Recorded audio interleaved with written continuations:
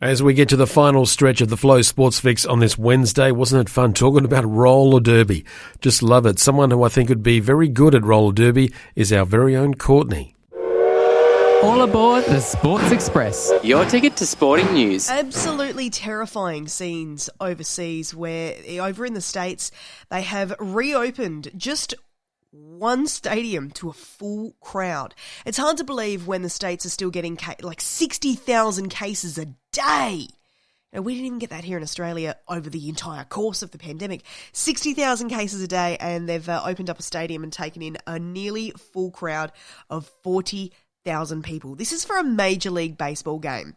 And they were all told that they were supposed to practice social distancing, which is hard to do when you're sat next to someone.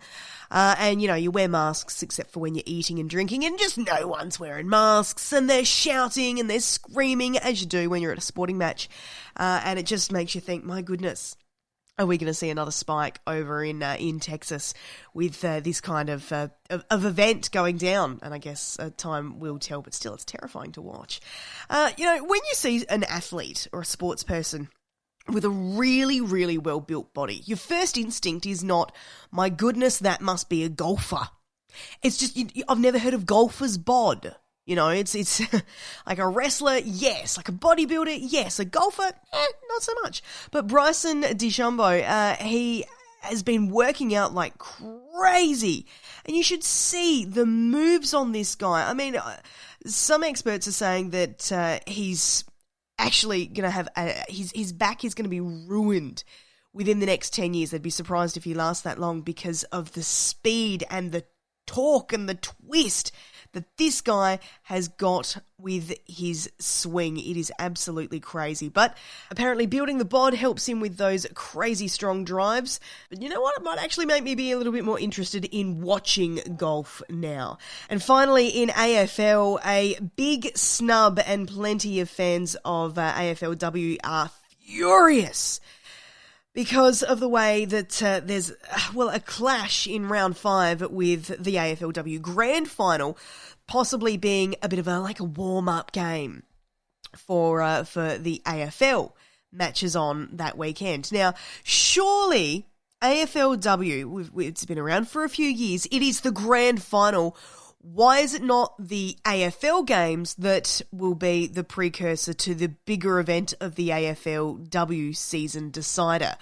So we're sort of looking at two possibilities at the moment. It's likely that the game will be played at the Adelaide Oval after the Dockers-Crows clash at 1 past 10 on the 18th of April.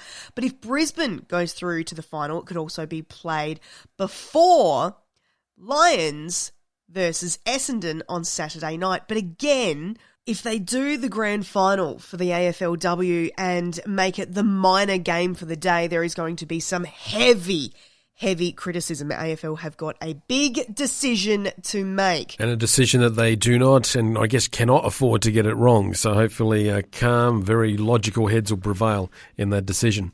Now, just taking a look at some birthdays and events sports-wise that took place on today. Duncan Armstrong, the Aussie swimmer who won gold at the 1988 Olympics in the world record time of 1 minute 47.25 seconds for the 200-metre freestyle, and also claimed a silver medal in the 400-metre free. He now works in the media as a motivation speaker too, and Duncan Armstrong turning 53 today. Mitchell Pearce, the Aussie professional rugby league footballer, captains the Newcastle Knights. Before joining the Knights back in 2018, he played for the Sydney Roosters. He's a New South Wales State of Origin rep halfback, has played his entire career with the Roosters and was a member of their 2013 NRL Premiership winning side. His father Wayne Pearce also played rugby league, and Mitchell turning 32 today. An AFL player, Trent Cotchin, he was appointed captain of Richmond in the season 2012. He's the number 2 draft pick back in 2007 and took part in their 2017, 2019 and 2020 premierships for Richmond. Hopefully he won't be playing this week, but anyway, he's also a co-winner of the Brownlow medal with Sam Mitchell. Trent Cotchin turning 31. And Lee Matthews, the Brisbane Lions coach, became the first man in AFL history to have played more than 300 games and to have separately coached for 300 games on this day in 2002. That's why he's a legend of the game.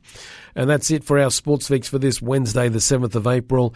If you've got a sport, we talked about some different sports today. Roller derby. If you're involved in a sport and you want to get it mentioned, you want us to talk about it and have a conversation so others can find out more about it, then please get in touch with us.